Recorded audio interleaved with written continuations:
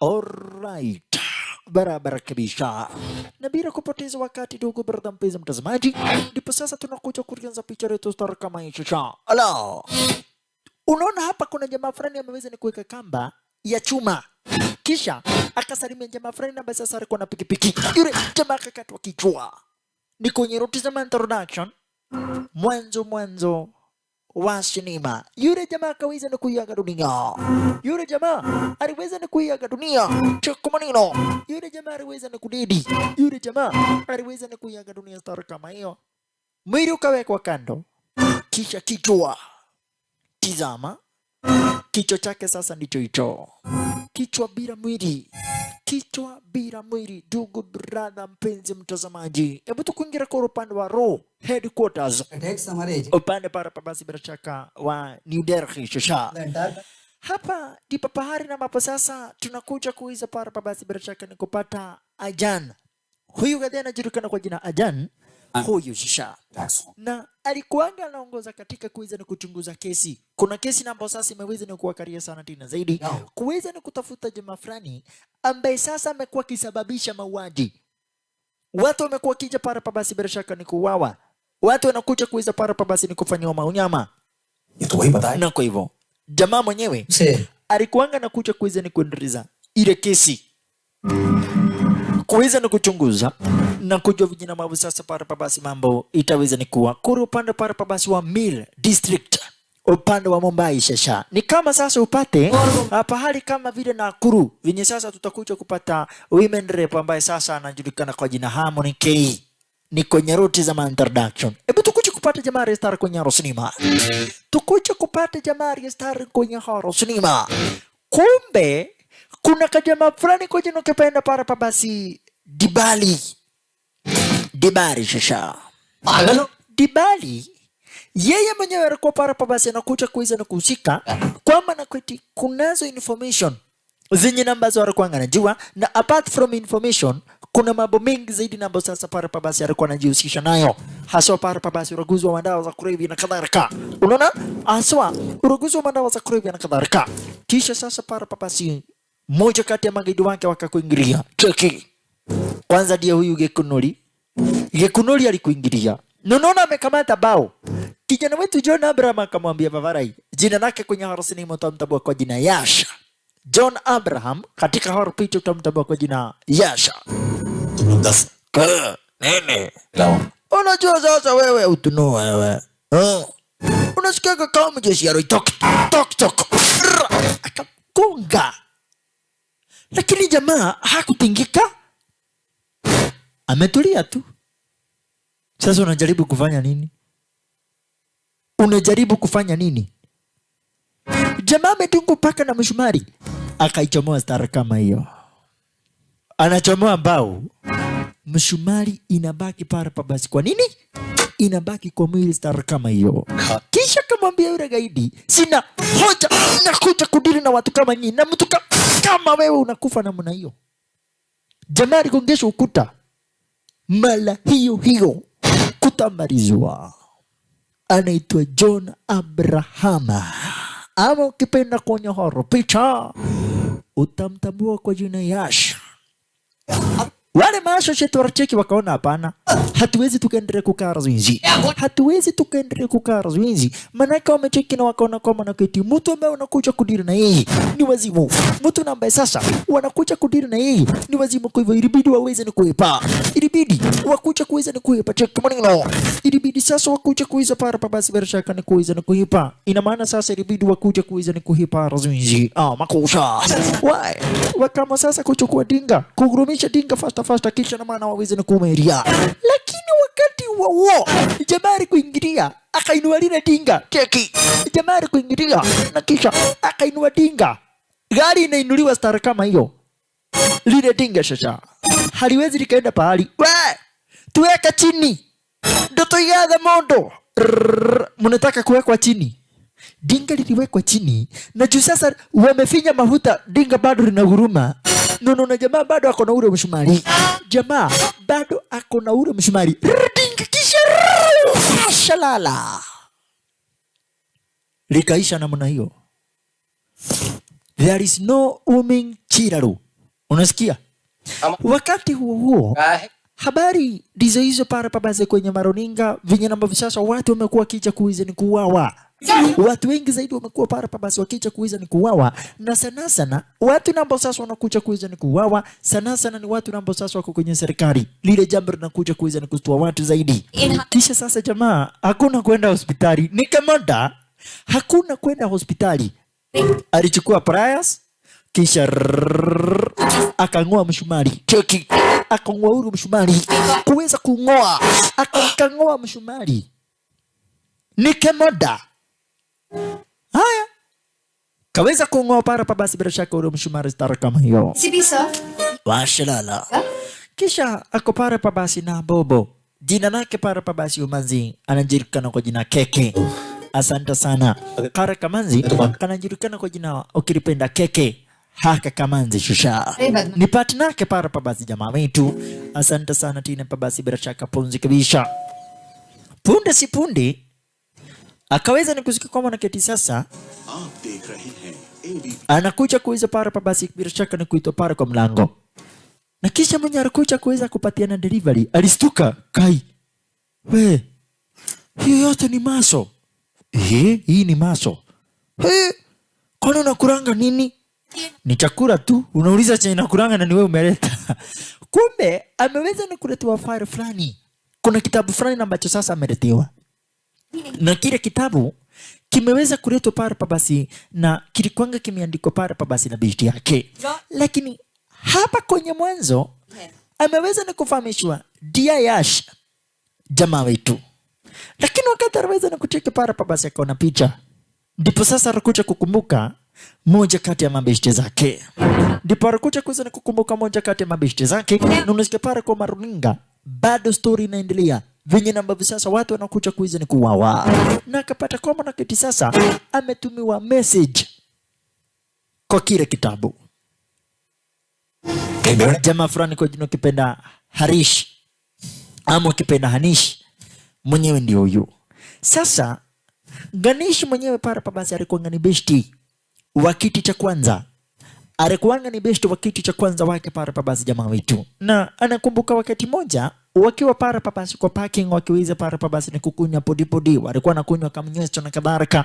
Penye na sasa Ganesh aliweza ni kufahamisha waweza ni kwenda nyumbani.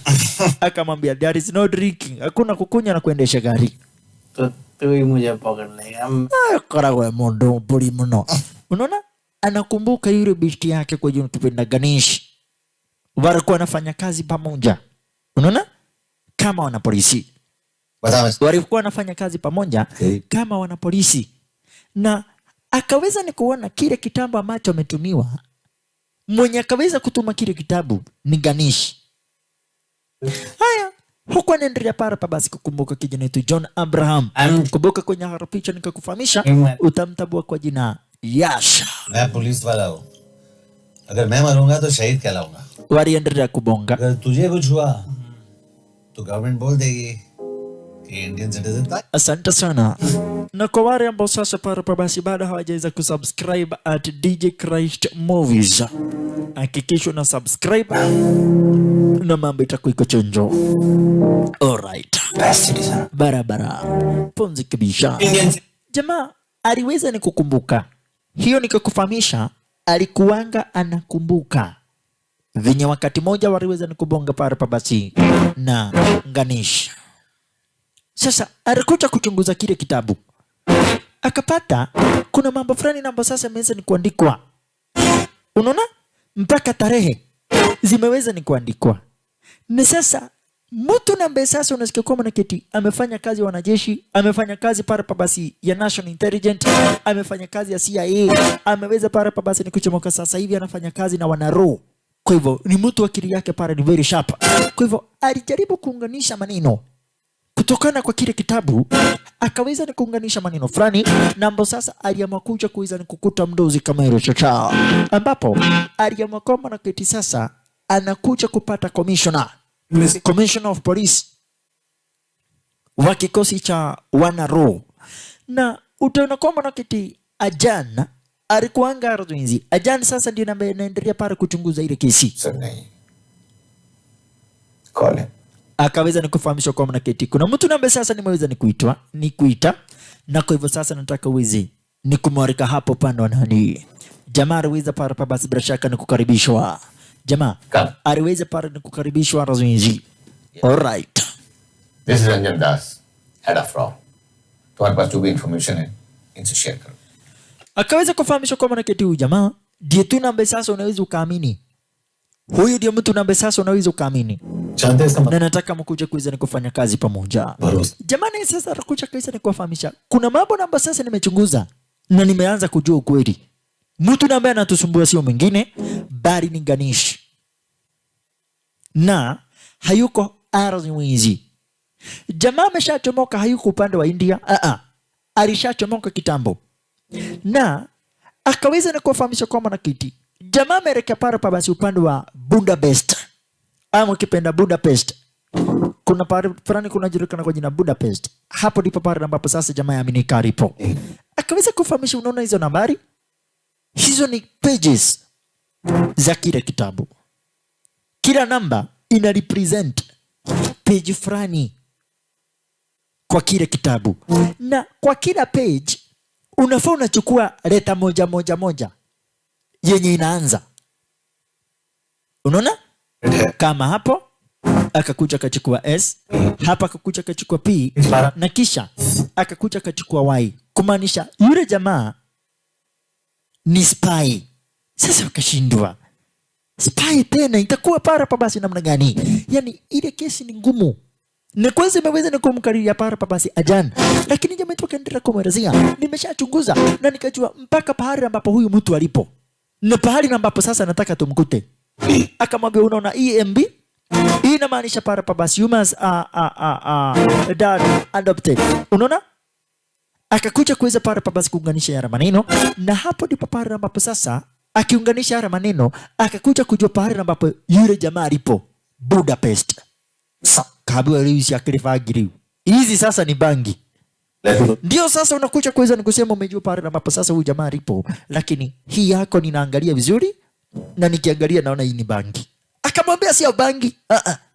Hapa hakuna mambo ati ya kuwekelea bangi. Hapo usijaribu kuwekelea bangi. Kama kijana sasa umejaribu kutafuta kazi ya kubeba kitu na mkokoteni, uchotea watu maji.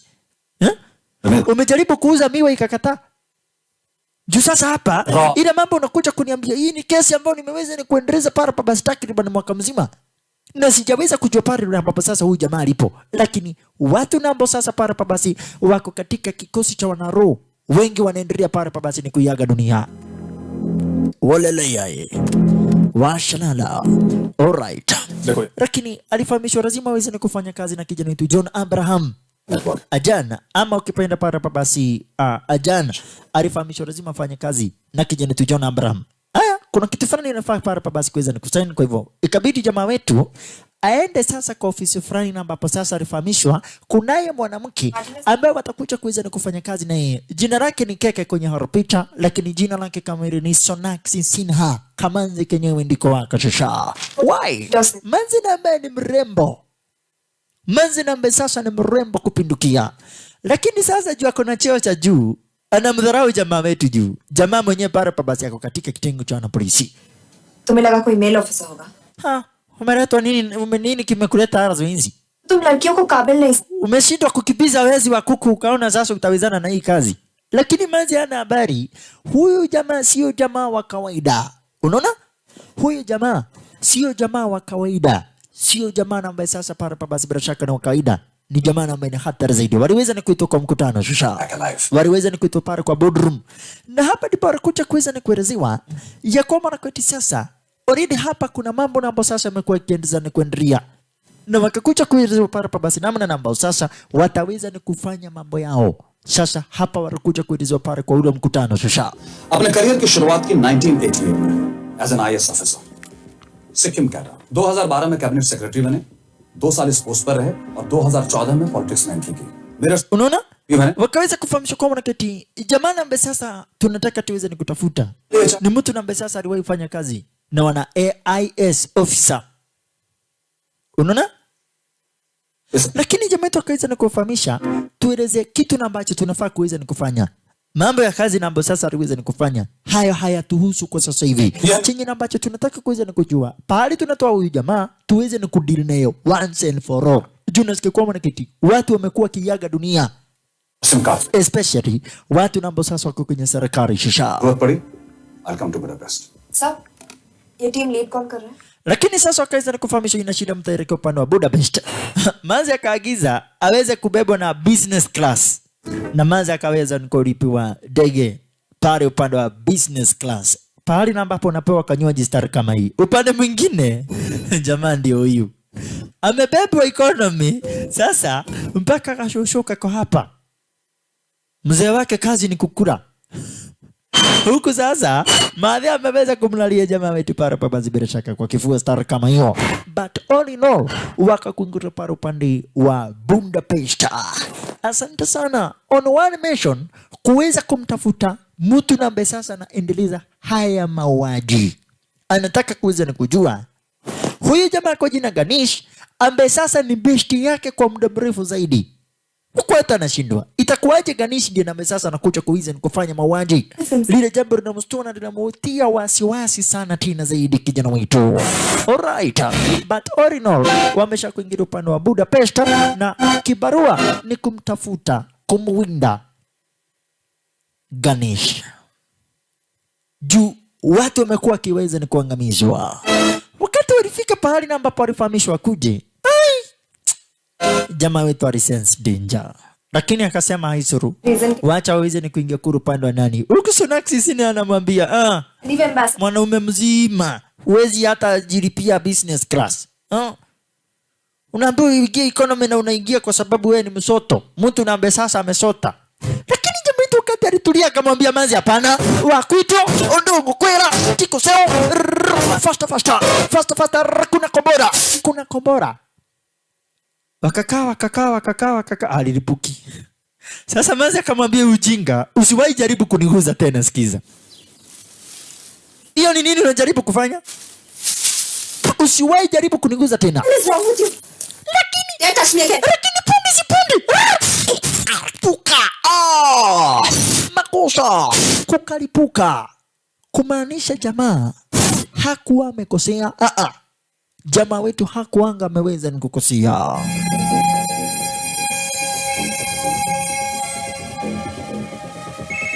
Walele yashe washalala.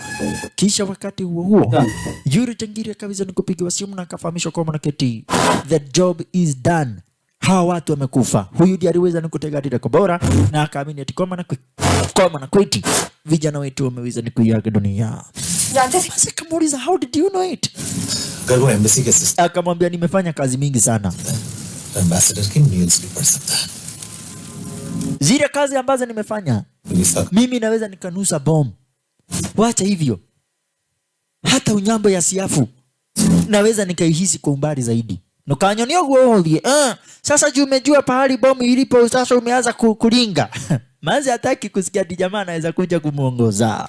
Manzi hataki kusikia pahali na mapo sasa ati jamaa atakuja kuiza ni kumuongoza katika ile operation. Lakini sasa wataweza ni kupigiwa na mdozi wao wakaulizwa. Vibari muko safe? Muko chonjo? Manzi akamfahamisha kwa mwanaketi ndio sisi tuko chonjo. Ina maana sasa para papasi wako fiti zaidi. Lakini isemekane ati wao wamekufa. They're in Budapest for the Indo-Hungarian summit. Kwa hivyo alikuja kutoa ripoti mdozi wao. We deeply mourn their loss, but the summit will commence as per schedule. And we are positive that with the help of the Hungarian authorities, whoever is responsible for this crime will be punished. Unasikia? Mwenye namba sasa aliweza na kufanya kile kitendo takuja kuweza ni kupata punishment. Lakini si ati wamededi. Wamefanya hivyo ili kumconfuse mwenye namba sasa kaweza ni kusema wauawe ili afikirie na aone zile news. Ajue ati kwa mwanaketi wamededi. Lakini ukweli unahakika ni kwa mwanaketi jamaa wako hai. Huku sasa jamaa wetu alikuwa kwa mwanaketi sasa atakuja kuweza ni kuendelea sasa na uchunguzi. Kwa hivyo alikuingilia rasmi kuweza ni kufanya uchunguzi juu unasikia kwa mwanaketi sasa wako na masuspect ambao wanashuku huenda wao ndio namba sasa wanaendeleza yale maneno. Lakini jamaa wetu wako sure kwa mwanaketi lazima mwenye namba sasa akaweza ni kufanya kile kitendo ni Ganesh ambaye unasikia kuwa mnaketi alikuwa ni besti wake wa kiti cha kwanza. Alright. Na apart from kuwa Ganesh ni besti wake wa kiti cha kwanza, nataka nikufahamishe mapema Ganesh alikuwa ni boyfriend wake nani? Alikuwa ni boyfriend wake para basi Sonakshi Sinha. Haka kama nziketu tusha. Alikuwa ni boyfriend wake. Manza kaulizo utakunywa kahawa? Mimi sitaki. I don't drink coffee. Yeah, thank you God. Thank you God. Asante Mungu. Juu sasa hata si ati nilikuwa nataka nikupatie. Lakini manza anakuja kumwambia nimefanya kazi. Hata ukiona ati nimekuja kulala star kama hiyo, nimefanya kazi. Tuko para basi na masuspect kama vile Mikasa, Ajimasa, Amin ambaye sasa para basi ni mwana Indian ambassador. Lakini jamaa tuweza na kumpatia kijitabu fulani, yani karatasi fulani, akamwambia huyu ndiye ambaye sasa tunafaa kuweza ni kuchunguza. Huyu gadi ndiye ambaye sasa tunafaa tuweze ni kuchunguza. ऐसे भी अच्छे Lakini manzi akamwambia huyu jamaa ni clean. Alcohol या सिगरेट्स भी नहीं पीता, कोई गर्लफ्रेंड नहीं, घर से ऑफिस, ऑफिस से घर, इज क्लीन. Exactly. कुछ ज्यादा ही clean है. Jamaa kwa jina kipenda Shiv Sharma. Shiv Sharma yeye sasa para basi faili yake ni clean. Lakini manzi akafahamishwa huyo ndiye the suspect mwenye tunafaa tuweze ni kushuku zaidi. Lakini manzi alikuja kumwambia tuko na jamaa kama vile Mikasa. रोज रात को इतना देर तक Yeye para basi anaguzwa madawa za kulevya. Anshuman साहब Na tuko na mwingine kwa jina Ajimasa. से इस लड़की के साथ शादी, Aliweza ni kufanya harusi juzi. Lakini baada ya kufanya harusi akamuoa bibi yake. तो फिर अचानक से ये शादी. Kisha tuko na mwingine Amit Singh Amir Sidi ambaye sasa दर्शक है, anahusika para basi na mambo ya embassy. Indian embassy China में काम कर रहा है और अब यहाँ पर चाइनीज टेस्ट संभालता है. So here's the plan. Unaona? निका Kwa hivyo Manzi akamfahamisha kwa mwanakiti. Kitu moja na ambacho najua ni kwa mwanakiti hawa watu wanapatana. Tunafaa tuelekee pale basi kwa the glass house. Unaona? Kwa sababu yule ambassador anafaa kukuja pale basi kwa lile glass house. Manake kwa lile glass house lipo pahali ambapo sasa kuna ofisi ya embassy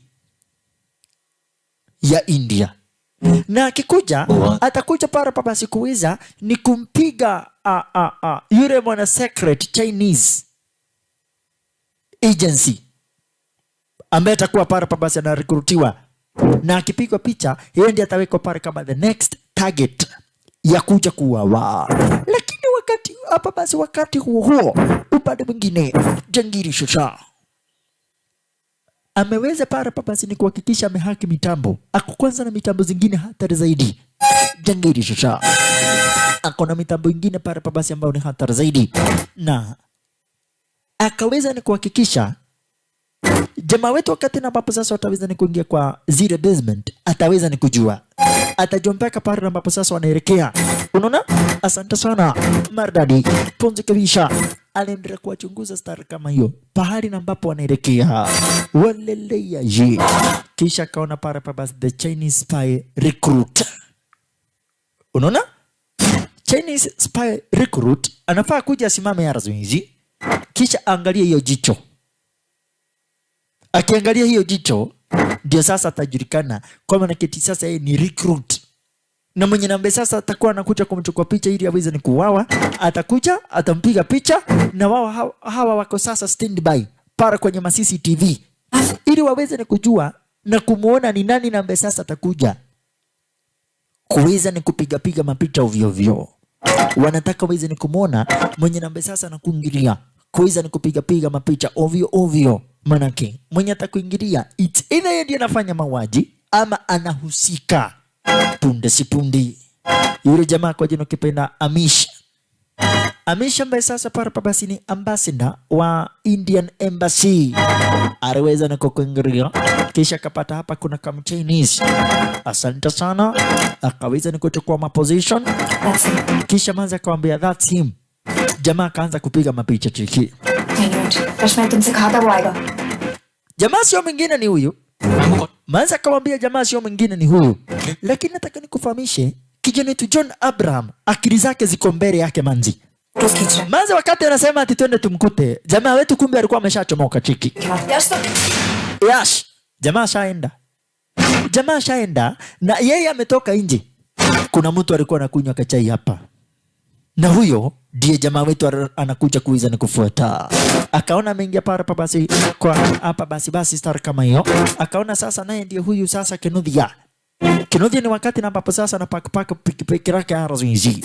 Kino ni wakati na ambapo anakuja kupaka pikipiki yake Arazoinzi. Huku kare kama deka kawiza ni kuchukuliwa kuja kuiza ni kuulizwa maswali kadha wa kadha. Mudhia anakuja kuulizwa maswali. Akauliza mnajua mimi ni nani? Yes. Akaambiwa hakuna mambo ati na wewe ni nani. Lakini jamaa toka amemwambia Manzi, nataka uangalie kwa hiyo CCTV. Mwenye mmakamata huyo hata sio huyo. Mwenye sasa mimi nafuata. Ndiye sasa tunafaa kuwa tukifuata. Nimemwona Ganesh, lakini kuna mtu nambe sasa alikuwa hapo na alikuwa na kamera. Sasa hapa ndipo Manzi aliweza kuja kucheki kwa kamera na yeye jamaa toka chukua pikipiki. Wewe na nduthi ati yawe. Jamaa akachukua pikipiki akatamburuka. Lakini Manzi alikuja kasema kwa maana keti jamaa aweza nikupeleka kwa embassy. उसमें लिखा था कि Huyu jamaa sasa gali aweze kupeleka kwa embassy. Tufanye nini? Take him to the embassy. Mpelekeni kwa embassy. Kisha Manzi akakuja kuweza ni kuzoom. Aweza kuona huyu mtu mwenye ametoka ndiye nani. Na hapa ndipo alikuja kuweza ni kujua mwenye akaweza ni kutoka ni Shiv Sharma. Cheki. Jamaa alikuwa Arazoinzi. Na kisha alikuwa na kamera. Manzi kamwambia zoom. Zoom in. Wakati alikuja kucheki akapata kangura na nilipatiwa hii file. Akakumbuka jamaa toka kumpatia ile file yake para papa si Shiv Sharma. Kino. Huyo ndiye namba sasa tulifaa kutafuta. Sisi tukakuwa wajinga.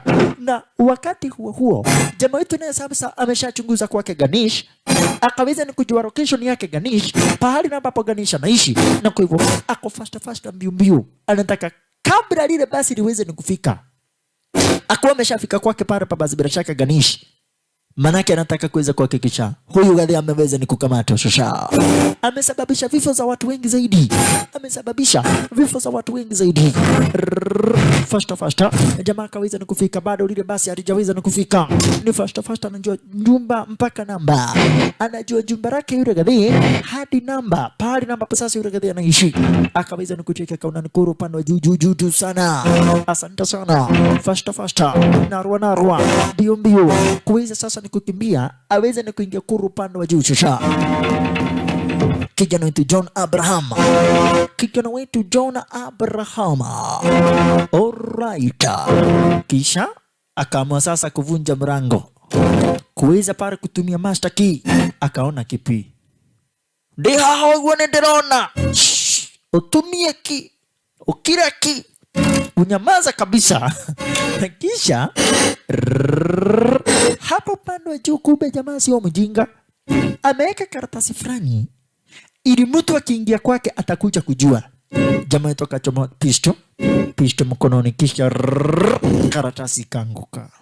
Lakini jamaa yetu kumbuka naye sasa ni mtu ambaye amekula training vizuri. Kwa hivyo aliweza ni kuona pale pa basi nini? Ile karatasi. Hapa ni kwake. Hapa basi jumba ambalo Shiv Sharma anafaa kuja kuweza ni kukaa. Lakini ukasikia kwamba na kuiti badala Shiv Sharma akuje, mwenye nambe sasa Paradise Tamranda na kuingilia mtazamaji ni jamaa nambe sasa unasikia kwa jina Ganesh. Yeye ndiye anakuja kwa hili jumba. Jamaa yetu alianza kucheki Arazoinzi. Asante sana. Punde akasikia mlio wa honi. Akajua hiyo ni basi imesimama. Kumaanisha kajamaa hakako mbali. Na kucheki akaona ndiyo huyu. Mondo Tiongi. Niwe oraki nyatamba takiengi. Jamaa anakuja tu pole. Hana mambo mingi. Jamaa wetu akakaa stendi by. Lakini kumbuka vinyarudisha ile karatasi. Alirudisha vibaya. Aliweza na kurudisha para basi. Ile karatasi aliweza na kurudisha vibaya Arazoinzi. Washalala. Alright. Asante sana tena para basi bila shaka punzi kabisa. Wandada. Kufika kwake akaona kangura. Hapana. Woko kodo digotiyeti ogua. Sikuwa nimeacha kwangu namna hii. si kuanga nimeacha namna hii. Kwa hivyo alijua kuna mtu. Jamaa kagoja. Ai, kwani huyu mtu akuji? Kuchomoka akaona ndizo hizo matunda, kumaanisha jamaa amehepa. Kucheki upande wa chini amuoni. Sasa jamaa akachomoka fasta, lakini kumbe jamaa nako ni kaerevu, hakuna kutoroka. Alitoroka alikuanga tu akawa razizi. Alimcheki tu jamaa wetu akikimbia stara kama hiyo, akachukua apple. Kisha kucheki akaona kipi. Ndio haho guo no ndireo nera maundu. Nyamaze.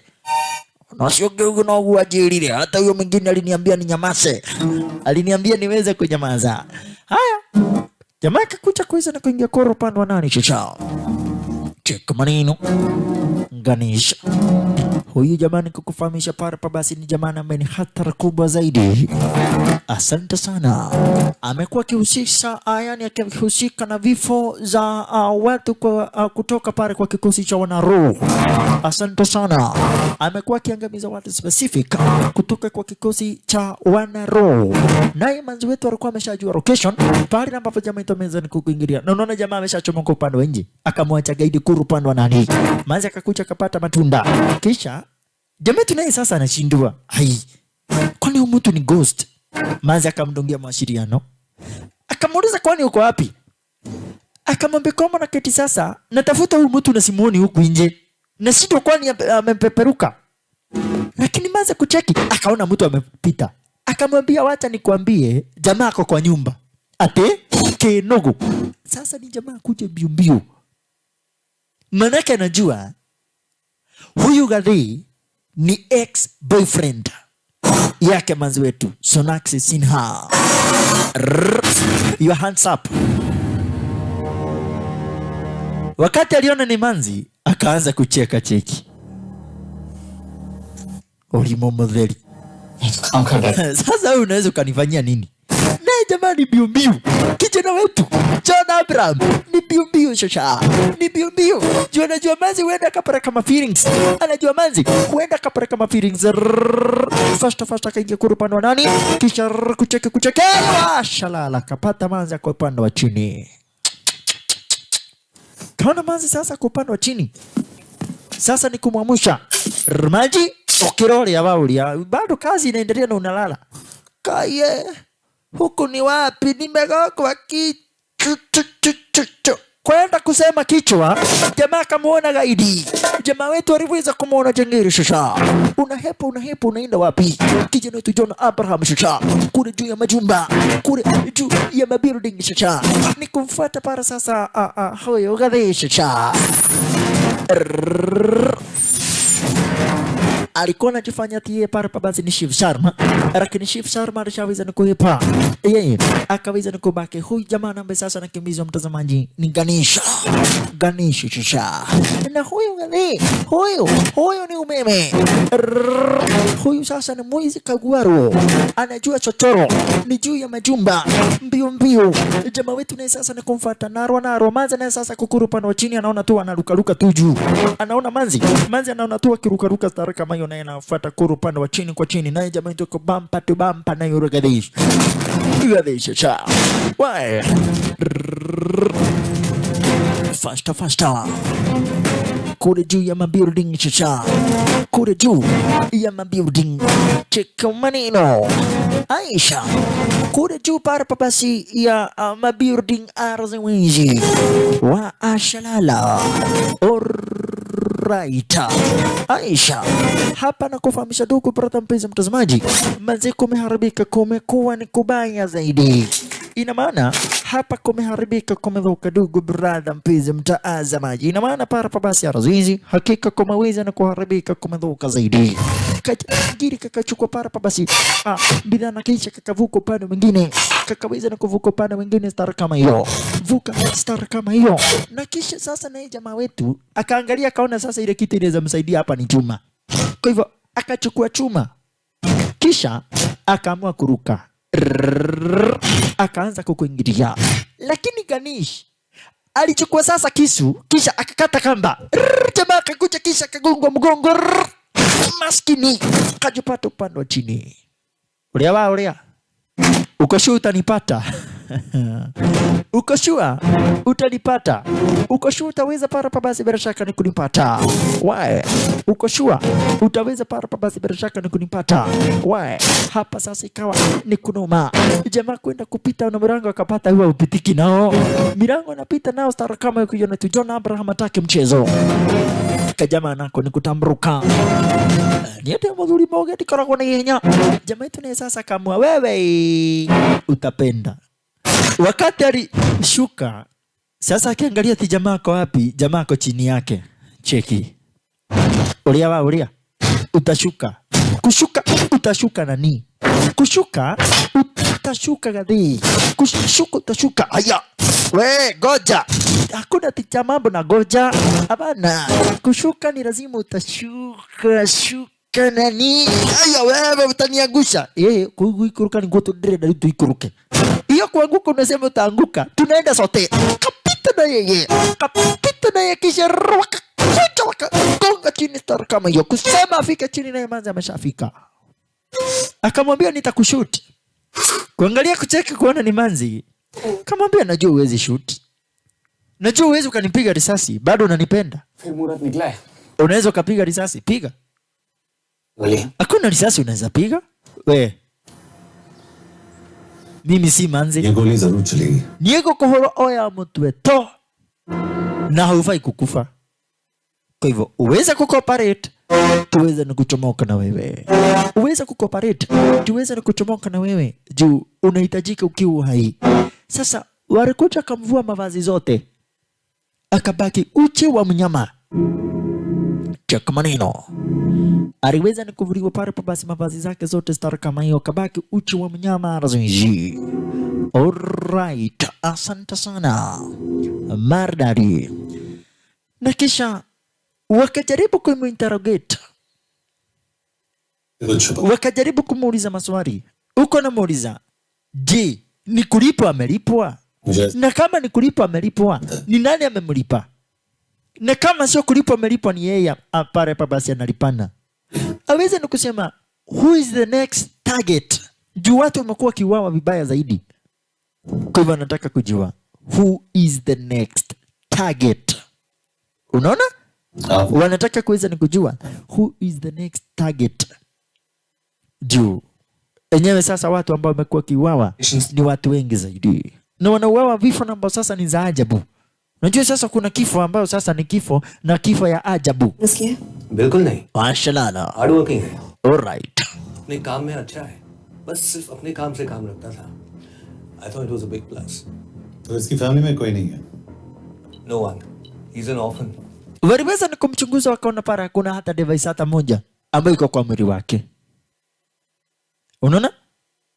Hana hata one device ambayo sasa iko kwa mwili wake. Lakini sasa wanakuja kujiuliza, itakuwa namna gani? How come itakuwaje bana? Timing आ गई. Itakuwa namna gani? Juu sasa jamaa ameweza ni kuwasumbua. Amewakura vichwa. करेंगे. Jamaa akasema kwa mwanaketi, huyu mtu kuna kitu na ambacho anajua. Lakini lazima tuweze ni kujua namna gani. Manza akasema wacha tuweze ni kumvarisha mavazi na kisha tuweze ni kumpeleka pahali fulani.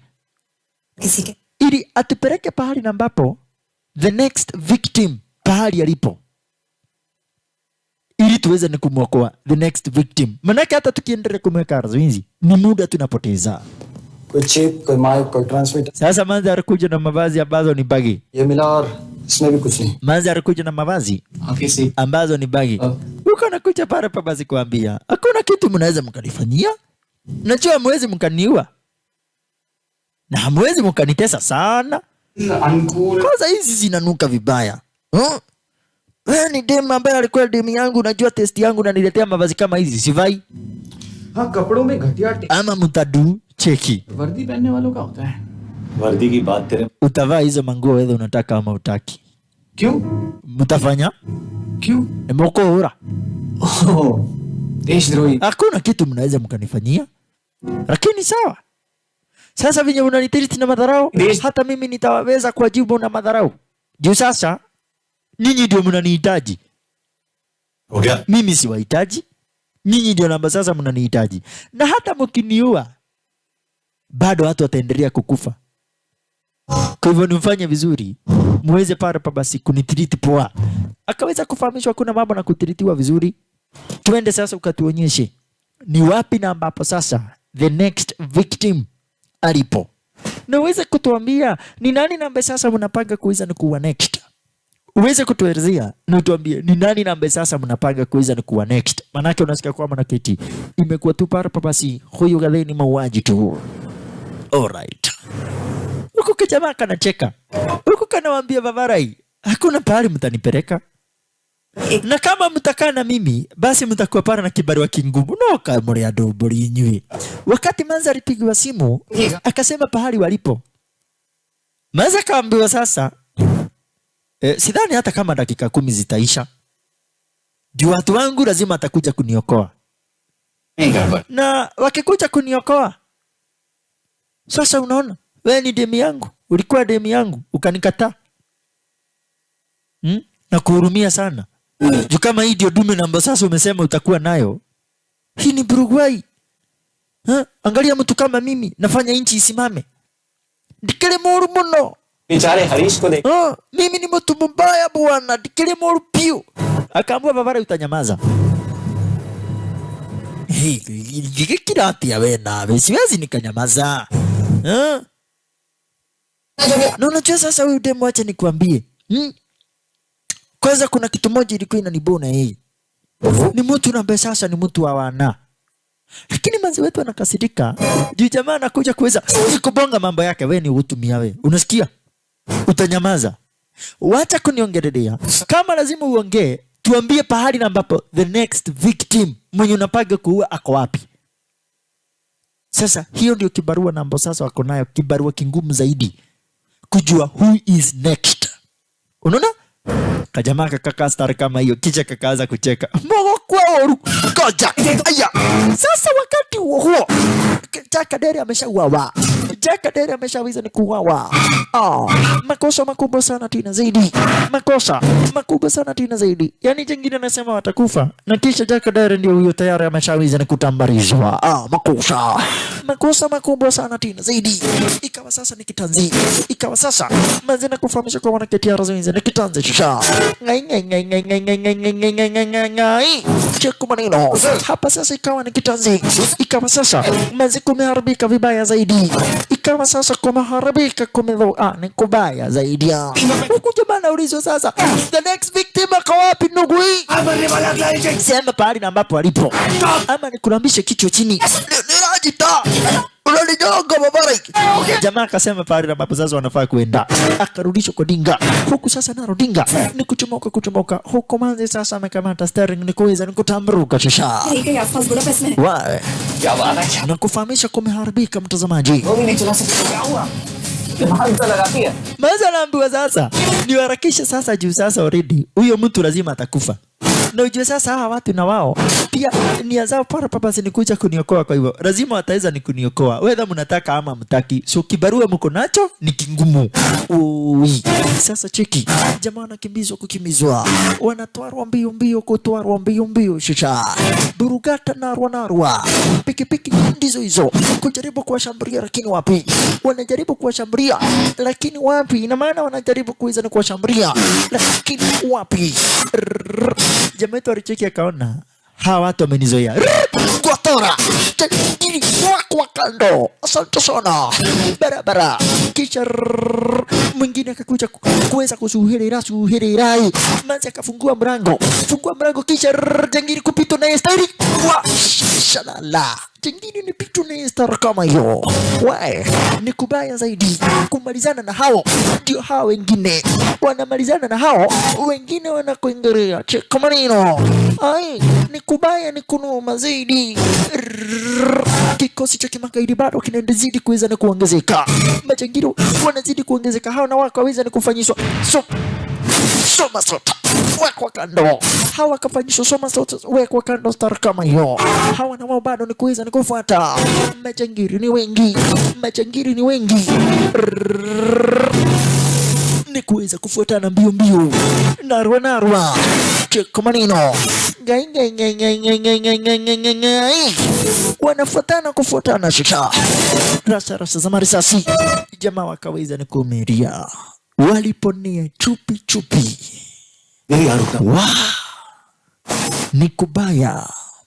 ni kubaya sana tena zaidi wakaweza ni kufika kwa building fulani na kisha wakaweza para pa basi bila shaka ni kuingia huku jamaa anawaambia twendeni para pa basi arazo hizi nitaweza tu kuambia pale ambapo mnaweza mkapata yule jamaa. Alright. Huko anawaambia kwamba na keti sasa jamaa kwa railway station. Lakini sasa jamaa hasemi ni gani? Anasema tu vizuri zaidi. Jamaa ambaye ataweza ni kukufa next. Ako kwa railway station. Lakini hasemi ni gani? Walikuja kupata mama kama huyu ni wakati anaingia. Place to hide. Wakaweza kufahamisha sisi naona roho na tunatafuta pahali ya kuweza na kujificha. Okay, ni sawa. Sasa kumbuka uwezi ukasema hapana, utalazimishwa. Wewe मेरे पास 20 questions के लिए ndugu huyu utaniambia pahali ambapo huyo mtu alipo. Nataka kuweza na kujua pahali the next victim alipo. Sitaki akufe. Nataka niweze nikumwokoa. Lakini akaambiwa hapana, hapa kuna mtoto. Wacha kutesha, unastua mtoto. Na kucha kustua mtoto babara hii. We, kumeharibika hapa. Jamaa yetu alikuja kuchunguza kwa upande wa nje. Huko mtoto akaambiwa unajua kucheza hii? Akapewa harmonica. Asante sana. Mtoto aliweza nikupatiwa harmonica star kama hiyo. Aweze kucheza nayo. Lakini gaidi akamwambia, unajua kucheza hiyo? Do you know how to play? Tukire gutaithie. Sasa gaidi akaanza kucheza sauti fulani. Na kumbe ile sauti akicheza ni ya kudirect pahali ambapo alipo. Ili magaidi wakikuja watajua pahali ambapo sasa alipo. Basi akakuja kaona pale picha fulani na akajijazia. Lazima mwenye namba atauawa next. Lazima ako kwa ile railway station. Aliweza ni kuona picha ya railway station. Pahali ambapo sasa kuna kuwa na building. Lakini kule kwa subway, kule chini kuna railway station ambapo sasa inakuwa ngazo hizo. Na kwa hivyo Manzi akajijazia lazima mtu ambaye wanafaa kuweza ni kuokoa ako kwa ile railway station kule upande wa chini. Punde si pundi majangili wakakuingilia. Huku jangili anaendelea tu kucheza para papasi ile harmonica. Jangili anaendelea kucheza ile harmonica. Manzi wekerewa hapa basi yule jangili take star kama hiyo. Ikawa sasa ni kitanzi. Koli la boma ya mama. Na mama na mtoto wako hizi. Cheko manino. Mwingine unataka kupiga nani marisasi. Jangili bado anaendelea kucheza star kama hiyo. Kisha chukua marisasi. Jamaa kutoka chuma buruki kisha 5 dakika. Asante sana. Mwingine na kisu unakuja kuletea nani? Joroge dhuri wekwa kando. Joroge unyambo wekwa kando kisha Manzi akaanza shosha. Wakaanza kucheza korabu. Asante sana. Chukua marisasi kisha huyo akamalizwa. Tumia nyamaza. Wewe kama sio vingine ambavyo sasa tunataka kuweza ni kujua mambo fulani. Wewe tungeweza na kukumaliza. Na unaona hiyo gari ni KDT. Hiyo sasa huenda imechomoka hapa Kenya, niliweza kuipatiana juzi. Haya, alright. Asante sana. Sasa ni waweza na kuchomoka. Huko jengine na wachekelea tu. Anawaambia hakuna pahali mtaenda. Kuhepa ndio mnataka kuweza ni kuhepa. Lakini hakuna pahali ambapo mtaenda. Waliona sasa ndio hii para basi njia ya airport na apart from airport wakaona para basi hakika. Ile sasa para basi. Lakini sabwe para ambapo sasa ilipo. Yeye akamwambia para ambapo sasa ataelekea. Lakini akamwambia sidhani kama utaweza kuokoa huyo mtu. Kukuambia ndio nimekuambia pahali utampata. Lakini sidhani utaweza ni kumuokoa. Juu ako chini yetu. Hapa kwa sababu mwenyewe ndio huyu. Mwenyewe ndio huyu. Na huyu sasa ndio the next target. Na kisha muuaji tayari ako ardhi wizi. Kwanza yule jangiri ni Yakuza. Jamaa toka kuja bio. Jamaa wetu akakuja bio. Akafika late on time. Tayari yule jamaa ameuawa na jangiri akahepa. Hoi. Jamaa tayari ameshawiza ni kutambarizwa. Jamaa tayari ameshawiza ni kutambarizwa na jangiri akawiza ni kuhepa. Ina maana ni kubaya zaidi. Sasa jamaa tu anakuja na hasira. Huko gaidi anamwambia Manzi, huyo mtu tayari amekufa. Munaenda kuokoa mtu na sasa ni maiti. Nake kuire. Atone mego kuaga. Bado watu wataendelea kukufa. Sorry if you're lost. Wewe nugui. Hebu kuja hapa. Nikuulize kwa nini unibeba namna hiyo? Lakini Manzi akamwambia hapana. Wacha. Kijunetu John Abraham ako na hasira. अपनी कंट्री पैसा Lakini gaidi akamwambia I'm very disappointed in you. वो बर्बादी के लिए तुम्हें लगता है मैं ये सब Wewe ndio umeshindwa kuweza kuokoa mtu. I'm really disappointed in you. I'm very disappointed in you sir. Juu sasa wewe ulikuwa kazi yako ni kuokoa mtu. Sasa umeshindwa unakuja kunikelelesha. Lakini Manzi akamwambia he's wasting our time. कुछ गली नहीं कर सकते. Jamaa na twist your time. Tuende para basi kwa the next target. Tuende kwa next target. Juu nasikia kwa wanaketi gaidi. Ako na watu wengi zaidi na sasa nakuja kuiza na kuangamiza. Why? Ni kubaya zaidi. Na wakimtesa yeye hata akoridi kukufa. Unaona hata marisasi zikipigwa, yeye astuki. Kawaambia tena, nakauti kono mrevi. Hakuna pale mtaenda. Bana anazidi kutamburuka. Huku gaidi anawaambia, munaweza jaribu sana tena zaidi kuweza ni kujificha. Lakini hakuna mahali mnaenda. Lakini jawitu wakashindua. Kwani? Mbona wanapatikana haraka namna hiyo? Wanapatikana haraka sana. Magaidi hata hawakai sana. Magaidi hata hawakai sana. Tena ndio hawa. Ai, jamaa akamwambia Manzi, something is not right. Kuna kitu na ambacho sasa akiendi poa. Kuna kitu na ambacho akiendi poa. Lakini gaidi anamwambia, hata ufanye nini? Hakuna venye na sasa mnaweza kaa na mimi. Na kisha nikose kupata para pa basi magaidi wangu kuja kunisaidia. Why? Kwa maneno ni kubaya zaidi. Ni kubaya sana tena zaidi. Vikosi vya kimagaidi sasa zimeshawita na kukuingilia sasa. Jamaa tuna sasa ni fast anataka kuelekea para kwa airport. Pika kona moja dedri. Pika kona moja dedri tara kama hilo. Na wao magaidi wako na bampa to bampa sasa. Majangiri Manzi na kufahamisha wako na bampa to bampa na kuweza para sasa na kumfuata. Kwa maneno naro tena mbio chuku maneno ni kufuatana sasa nyau ni kufuatana nyau shasha. Majangiri ndio hawa wakapata jamaa ameweza ni kumuhanda jamaa akawaambia nitaua mdozi wenu. Sisi ni wengi. Lakini Manzi akamwa nyinyi mnazubai kwenda kupiga risasi. Jamaa akakuja kisha Manzi akakuja kapita na wao. Asante sana. Manzi akakuja kapita na wao star kama hiyo. Maana Manzi akakuja kawiza na kupita na wao star kama hiyo. Manzi alikuja na kisha kapita na wao star kama kisha sasa rasha za marisasi zikaanza.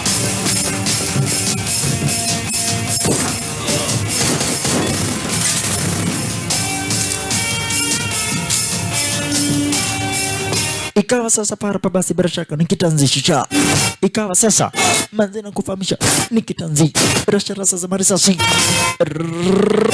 Manzi akafahamishwa uye uweze para pa basi nikuchomoka kisha kijana wetu John Abraham hataki ujinga.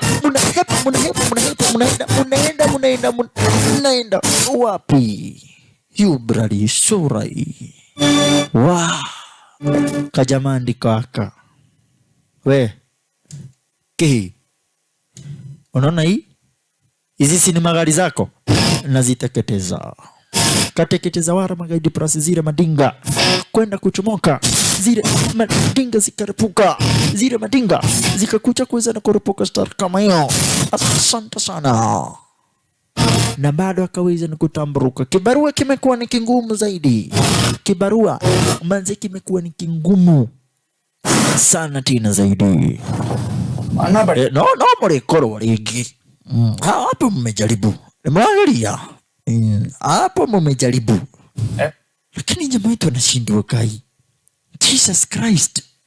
Nilo. Itakuwaje kila pale ambapo sasa tunaenda tunakuja kuweza ni kupatwa? Itakuwa namna gani? itakuwaje? Kila pahali ambapo sasa tunaenda tunakuja kuweza na kufuatwa. Hapa ni upande wa Budapest. Hapa ni upande wa Budapest City. Asante sana. Waliweza niko kuingilia sasa kwenye basement za wanaswata. Manake unasikia kwa mwanaketi huyu gani? Ni jamaa ambaye sasa anafaa kuweza niko kwa ulinzi wa hali ya juu sana tena zaidi. Alright. Asante sana tena ponzi kabisa. Why? Jamaa wetu sasa nikuweza kumchukua. Kuna maswali ambayo sasa anafaa kuweza kuwajibu. Kuna maswali ambayo sasa anafaa kuweza kuwajibu. Amewasumbua kwa muda mrefu zaidi, lakini sasa anapelekwa moja kwa moja hadi upande wa India. Akaweza kuuliza, "Where are you taking me? Mnanipeleka wapi?" कहाँ लेके जा रहे हो मुझे? India. Tunaenda India. Huko hautakuja kuleta hii ujinga. Hapo upande wa Budapest unaonekana unajua mtaa sana na uko na magaidi wengi. Tunaenda upande wa India. Lakini pundi sasa. Makosa. Right on time. Kikosi cha kimaidi kilikuja kisha jangili akakuja kapigwa risasi ya kifua. Na hakufaa kukufa. Jamaa sasa ni wajaribu kushambulia lile ndege, lile chopa. Wajaribu kulishambulia. Lakini wapi? Jamaa tayari amepigwa risasi. Ganesh Kushabe. Amini usiamini. Maza kamwambia is normal. Odongo kwela. Mundu chu. Ameshaenda. Kisha akapigiwa simu na Ajan. Wakati huo huo. Yes. Ajan akaweza nikauliza, itakuwaje? Mmefikisha wapi kibarua? तुम शिप को जल्द से जल्द इंडिया ले आओ। Kibarua mweza nikufikisha wapi? Yes. Jamaa akaweza nikujua kwa mwanaketi sasa hapa mambo ni mabaya. Juu tayari sasa yule gadhi tayari ni kuisha maneno. Ameuawa. Kumaanisha it is a mission a fail. Mission is a failure. Walifaa wamechukua mpeleka kuru upande wa India. Sasa hakukuwa na lingine. Wakaweza para papasi ni kuita wana parastato. Bila sikaweza ni kuingiria rozwinzi. Na kisha sasa mwili weza ni kuchukuliwa upeleke kwa mochari. Uro mwili weza ni kuchukuliwa na kisha hatimaye upeleke pare kwa mochari wa Shalala. Sasa jamaa walikuja kuulizana na Manzi, tutaenda India kweli? तुम कुछ ज्यादा ही सोच रहे हो यश. It's over. It's over. Exactly. वो लोग सारा दिन उसे बचा. Lakini jamaa akamwambia exactly. Hivyo ndivyo walikuwa nataka tuweze pale basi ni kufanya. ले जाने से रोक नहीं सकते. उसे मार दिया. तो उन्होंने हमें क्यों नहीं मारा? Lakini wakiendelea kubonga mtazamaji, wakati na ambapo anaendelea kubonga, Maza akaulizwa na nikuulize kitu. Kisha punde si punde jamaa akakuja kupigiwa simu. Nani alipiga simu? Jangili. Kumbe hajakufa. Ile risasi namba aliweza ni kupigwa. Ile risasi namba sasa alikuja kuweza ni kupigwa. Haikuanga ati ni risasi. Ilikuanga pale ni shindano. Waona? Ilikuanga ni shindano. Akamwambia baba, umejaribu sana manake sasa umenisaidia. Na ile risasi namba sasa nilidungwa. Haikuanga ati ni risasi. Ilikuanga ni shindano. Ile shindano nikatolewa na kisha hapa basi ilikuwa inasimamisha kila kitu kwa masaa kadha wa kadha. Nikakuja nikajamstatiwa kama gari na nimeamuka. Nimejamstatiwa kama gari na nimeamuka. Otherwise watu kukufa lazima akufe. Watu kukufa lazima akufe. Manake kuna mambo mengi ambayo sasa mliweza nikosea. Kwa hivyo mtu yote alinikosea lazima akufe. Jamaa akamuuliza ulikosewa na nini? Nani nambe sasa alikukosea? Ni ukomenya. Mtazamaji, tutakuja kujua kwa nini jamaa anakuja kuiza ni kufanya mauaji. Akamwambia unajua kwa nini para pa basi kila kitu ambacho kilikuwa kinafanyika nilikuwa najua. Kwa sababu mlisahau huyo mwenye uko naye ni Bobo, ni manzi yangu. Huyo ni demi yangu. Na ni alikuwa ananisaidia. Angalia saa yake. Na yenyewe kuja kucheki saa yake manzi ilikuanga na jeep. Ndio maana ukaona kila pahali ambapo anaenda magaidi wanajua. hii uliweza pale basi ukitumia. Ndio maana kila pale tulikuwa tunaenda ukajulikana. Ukijulikana pahali ulipo juu tuko naye na gaidi tunafuatwa. Sasa ajana alikasirika. Ukumazi anakuja kuiza nikuambia, siwezi nikasariti mishoni yenye mimi mwenyewe pale basi nang'ang'ana zaidi kuweza kuifanya. Na hapo ndipo Manzi akaweza nikukumbuka wakati na ambapo sasa aliweza ni kufanya nini? Wakati aliweza ni kumpata gaidi jingine alichukua laptop. Najua alikuwa anajua Manzi aweze akamshoot. Akamwekelea Manzi. Manzi aligongwa kichwa, cheki. Star kama hiyo. Na hapo ndipo pale ambapo sasa Manzi anashuku huenda ile chip iliweza ni kuwekewa. Na ni kweli. Manake sasa pale ile chip iliweza ni kuwekwa kwa saa yake. Wakati tu ambapo sasa Manzi aliweza kuwa ameweza ni kutuna. Wakati tu Manzi ameweza ni kutuna. Hapo ndipo pale ambapo sasa ile chip iliweza ni kuwekwa kwa mkono wake. Na baada ya kuwekwa kwa mkono wake, ndio sasa ikawa kila pahali ambapo anaenda jangili anakuja kufuata, anakuja kuweza ni kufuata. Aliweza ni kuweka star kama hiyo. Na kisha hatimaye akatamburuka. Na hata wakati ambapo jamaa wetu alikuja kumwamusha hakugundua. Unaona? Jamaa wetu hakuweza ni kujua kuna kitu kama hicho ambacho sasa kiliweza ni kuendelea. Manzi aliweza ni kutetewa na jamaa wetu.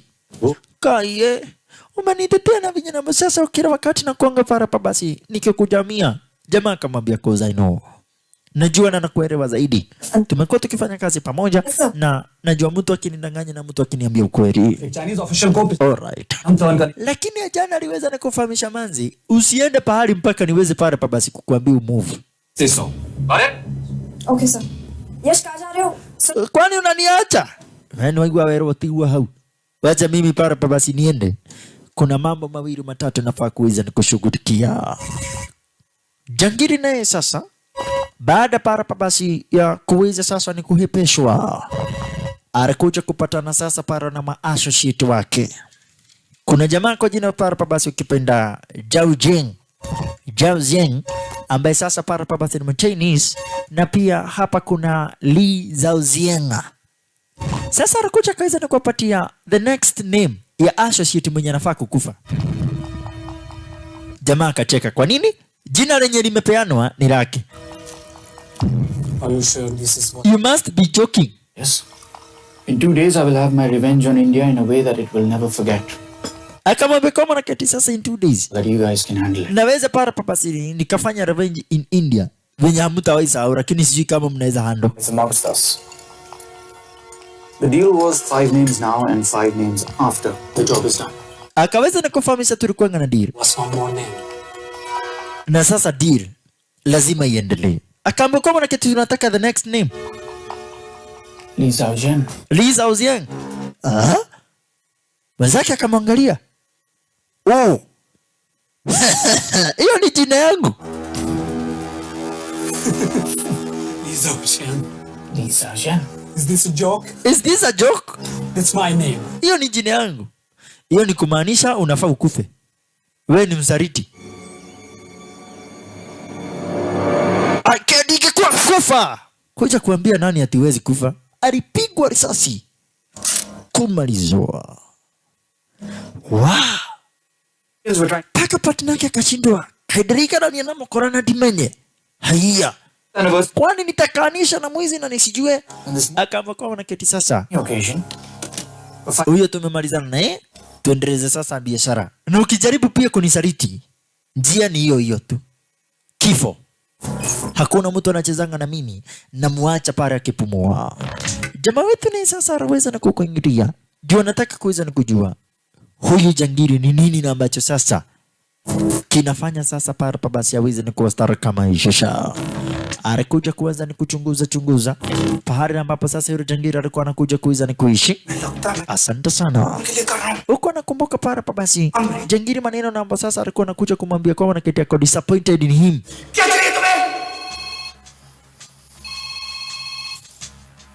Alright. कहाँ हो sir? Jangiri aliweza kupiga simu akamwambia Madhuri, Korano gire, kwani ulichoka? तुम हर बार बिना बताए आ जाते हो? Mimi nilikuwa nafikiria bado utaendelea kunitafuta. इंतजाम कर लिया करें. Nilikuwa nafikiria wewe ni mtu smart. Lakini wewe sio smart. na watu wote na sasa nafaa kuua, lazima wote atakufa.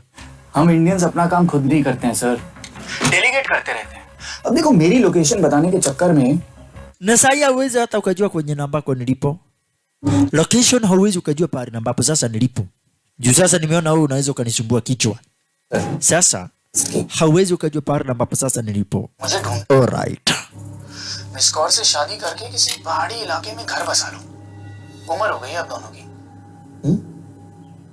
मेरी एडवाइस सुन. Jamaa toka mwambie kwa mwana keti staki advice zako. बिना Kuna mambo namba sasa para papa zinachunguza na wewe jua tu. Hata ujifiche chini ya kitanda. Kuna kuendelea gukora. Huko ndiko nitakukuta. Jamaa kakata simu. Kisha kakuja kuiza ni kuchunguza. Aweza kujua huu jamaa ni vitu gani namba sasa para papa amekuwa kifanya. Alikuja kuunganisha para papa vijikaratasi fulani anazoinzi. Vijikaratasi ambavyo karaka jamaa kalikonga kama hizo ni kuja kuiza ni kuteketiza. Na hapa ndipo alikuja kuiza ni kupata ile karatasi ilikuwa imeteketezwa, ni karatasi ya kusema happy birthday. Check maneno. Alikuja kuunganisha maneno. Kijana wetu akapata para papa ile picha ilikuwa imeandikwa pale happy birthday. Na sasa akakuja kujiuliza, huyu jamaa wakati alikuwa na birthday sana alikuwa anaenda wapi? Aliendelea kuchunguza cheki. April 2016. Lakini alikuja kuweza na kushtuka sana tena zaidi. Juu yale maneno namba sasa amekuwa kiendelea na kwa zile file. Ile picha namba sasa para basi ile birthday ya 20th ni yake jamaa kwa jina kipenda Shiv Sharma. Sasa akakuja kujiuliza, Shiv Sharma ndiye nani? Shiv Sharma ndiye nani? Kwa hivyo aliweza na kumpigia para basi moja kati ya mabeshte zake na kuweza kumwelezea mambo fulani. Na sasa manzi alikuja kudunga mashiriano na jamaa wetu. Ukakaweza na kufahamishwa. Usifikiria ati kesi imeisha. Sasa nataka tuweze na kuchunguza. Tuweze kujua huyo jamaa kwa jina Shiv Sharma. Zile data ambazo zimeandikwa ati aliweza na kuzaliwa huo mwezi. Sidhani kuna mtu kama huyo aliweza na kuzaliwa huo mwezi. Na kama kunaye sio Shiv Sharma. Hebu tuchunguze, tukuje kujua ni nani. Unaona? Ni nani ambaye sasa aliweza na kuzaliwa para papa sida miezi, manake mwezi na mwaka huyo mtu ni mtu ambaye sasa anafaa kuwa amezeeka zaidi. Unaona? Miezi na mwaka kulingana na ile birthday ni mtu ambaye anafaa kuwa amezeeka. Na sasa kuna manze moja ambaye sasa anajua para papa si zile story zote. Ukitaka para papa si Mohahi, unakuja unauliza para papa si Martinez. Martinez Keresha. Wakafahamishwa kwamba na Keti Martinez akokuru upande wa juu. Ni manze na ambaye sasa ni kayotera huo. Yani ni mtu na ambaye sasa ukitaka any information, ukitaka story kuhusu para basi mtu yoyote, yani ni kamenyo warorote, yule sasa para basi Martinez.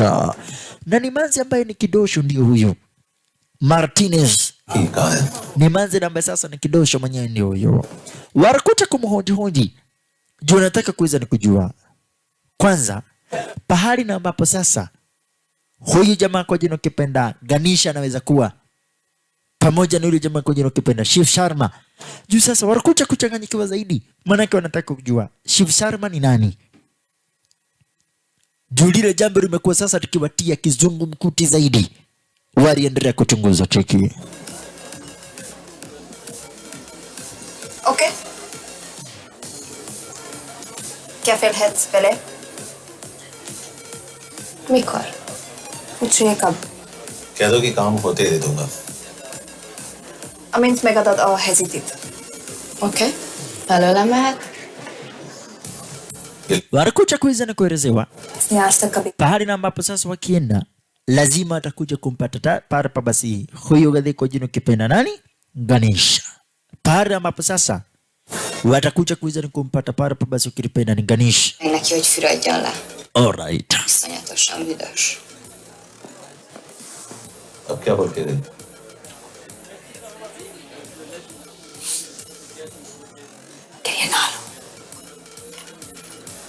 Ikawa sasa para basi ni hivyo. Jamaa sasa aweza na kumchukua manzi. Juu sasa manzi alimwambia sasa ili aweze na kumpatia information, aweze akapatiana para basi wakiwa in public. Kwa hivyo aweze para basi kuchukuana waende pale fulani. Na utaona kuna mtu na sasa anawachungulia. Unaona? Sasa jamaa wetu aliweza na kufahamishwa sasa ananuka jasho. Mpaka alikuwa anajinusa. Kwa hivyo aliweza ni kutake shower. Lakini kumbe magaidi waliweza ni kutumwa wakuja kumvamia kijana wetu. Cheki. Wakati alitoka kwa bafu akapata Martinez ndio huyo. Anamwambia mimi nataka mkujuro. Hey, goja. Si unataka information na mimi nakupatia ile information lazima unipatie mkujuro. Nataka kamoja. Wewe niki. Wacha hiyo maneno. Nini? Sasa mwanza kaanza kupiga kelele. Wakati alianza kupiga kelele, magaidi na wao sasa wakakuingilia Cheki. Magaidi wakakuingilia. Aya, jamaa akachukua manza kisha akaanza tucha. Akachukua manza kisha akaanza tucha maneno. Kwa ile room ikawa sasa ni kitanzi. Na jamaa wetu akona tawira. Jingi wekwa kando. Kisha Cheki maneno wale magaidi na sasa waliweza ni kutumwa wale kuja kupatana na Chamte Makuni shisha. Asante sana. Pia Martinez bana machizo. Maanza kuingia tawe likaanguka. Haya. Kuanguka. Haya. Usione mazuri. Sasa ni juanga bana. Akaweza kuona. Sio hivyo vinafikiria. जल्दी हो गया ये थी सी shot Wewe hujasikia hapa Miriam risasi. Miriam risasi. Miriam iko jora ama Miriam risasi. Sana wewe mtu wa aina gani hata uwezi ukanipatia mkujiro. Ni watu wajika sana. Noko ishi. Shika information yenu na usinisumbue si. Wahi kuona karibu na mimi tena. Naona hii.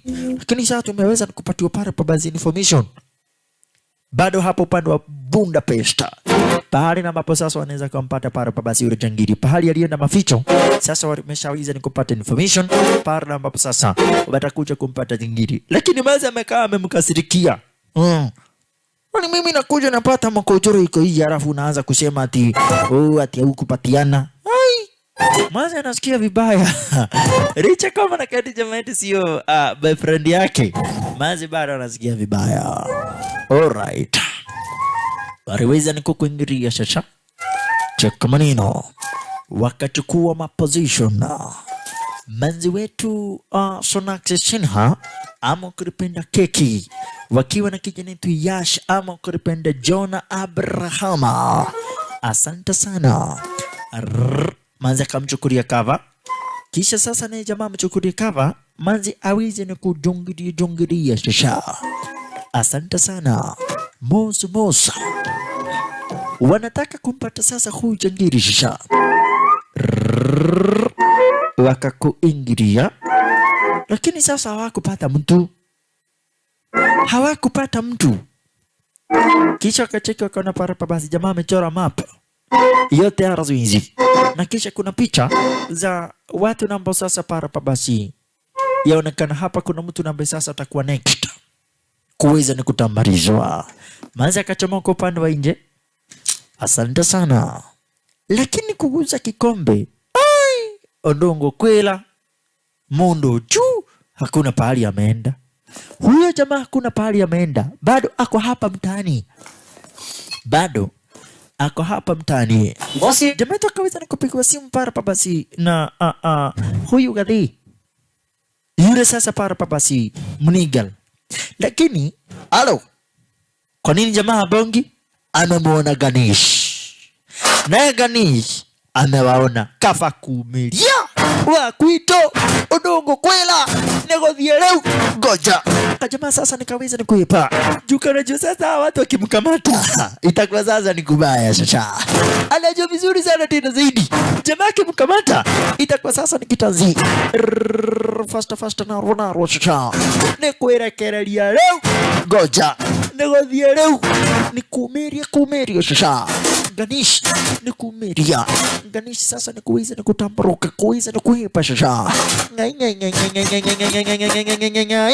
Cheka maneno. Kuruka kutambaruka. Kukuruka kara kumeria. Cheka maneno. Na kama bado hujasubscribe, harakisha uweze kusubscribe. Jamaa akakuja akafunga na kisha akamwambia yoyo. Halo. Hawezi ukanipata. Na akatupa funguo. Wewe usimpige risasi. Kisha sasa ndio huyu sasa nini Mofea laitwa ithe na ria mwana arokumio mwathani. Wakati Bwana Yesu anasifiwa, laiti sasa naye Barnabasi akahepa. Get it? Sasa ajana amekasirika zaidi. Akaanza kufahamisha tumeweza ni kumpata Barnabasi jangili, lakini amehepa. Sasa nashangaa itakuwa namna gani? Ameweza Barnabasi ni kuhepa. And I mean everything. Okay. Matre, team तैयार करो. Ikasemekana Barnabasi sasa Barnabasi yule jangili na alimo sasa kuweza ni kutuma sasa kikosi cha skoda ambacho kitakuja kumsaidia jamaa wetu Shusha. Manake wameamua kama na kweti hata huu jangili ameweza ni kuwasumbua zaidi, lakini utakuja kustamaajabu ya Musa kabla ya Firauni, kwa sababu Martinez anafanyia Barnabasi kazi. Nani hiyo mfanyia kazi huyu jangili Shusha? Martinez mwenyewe ndio huyo, aliweza na kukuingilia na pikipiki. Martinez ndio huyo.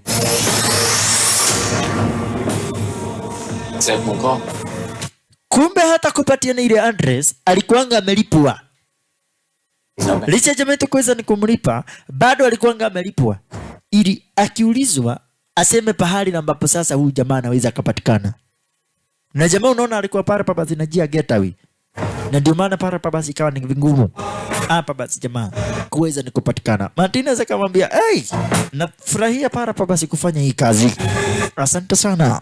Mardadi ni kubaya zaidi.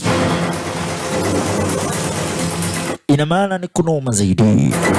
Why? Kikosi Barnabasi nacho ndicho hichi. Kikosi nacho sasa kimekuingilia kwanza wakiwa wamejama vibaya zaidi. Walikuja kumpata Barnabasi huyu gadhisha cha kuja kumuuliza Barnabasi maswali kadha wa kadha. Naye jamaa wetu wakakuja kumpata Martinez kumuuliza pahali ulituambitia jamaa ameenda, unaweza kuwa unajua pahali alienda? Mondoni alioka horawe. Huyu mtu tumuongeleshe polepole. Lakini hawa na wao sasa kikosi cha wanaroho kinakuja kuangalia Shiv Sharma aliweza ni kuzaliwa mwaka gani. Wakaweza ni kupata, lakini wakapata sura ya Shiv Sharma ni tofauti na mtu ambaye sasa inasemekana atiendi ya Shiv Sharma. Shiv Sharma ni mtu tofauti zaidi. Na hapa ndipo walikuja kuweza ni kupata kwamba na kweti huyu gadhei mwenye nambe sasa Barnabasi anashinda kitafutwa anajulikana kwa jina Rudra Pratap Singh. Kumbe Rudra Pratap Singh yeye mwenyewe ndio nani? Sasa nataka usikize na ukodoe macho yako yote mawili mtazamaji. Juu sasa nataka nikuonyeshe ni kwa nini huyu gadhe kwa jina Kipenda Ganesh anakuja kufanya haya mauaji yote. Sasa nataka nikuonyeshe, nikueleze kwa nini anafanya haya mauaji yote. Alright, aliweza na kufahamishwa na Martinez kama na kiti jamaa tu bado wanazidi kuweza na kumtafuta. Aliweza na kufahamishwa bado jamaa wanazidi kuweza na kumtafuta, kwa hivyo kila movement ambayo jamaa tu wana make hapa basi wanakuja kumfuata. Nakuja na kahawa juu unajua sikunywangi. Sasa manzi anasikia vibaya. Juu jamaa anakuja na kahawa na najua vizuri zaidi para basi manzi akunywangi kahawa, kwa hivyo lile jambo linamsinya manzi. तुमने वो दिन अंजन के साथ Unaona? बात क्यों दी? Lile jambo linakuja kumsinya ni manzi wetu Arazuiji. Alright. Asante sana Tina Pabasi, bila shaka pumzikisha. Wandela. Haya, ikawa sasa para basi na ndivyo hivyo. 2013 में Manza kama mbekoma na kitinye hiki kibarua hakija kuwa kibarua kizuri. Terrorist Akija kuwa kibarua rahisi. Lakini nataka ujue venye nilikupata mkiwa na Martinez गोली चली nilisikia vibaya. Na wacha kunisikiza vibaya tena. Juu sasa ni kama moyo wangu umeanza kukupenda. उसी दिन से मुझसे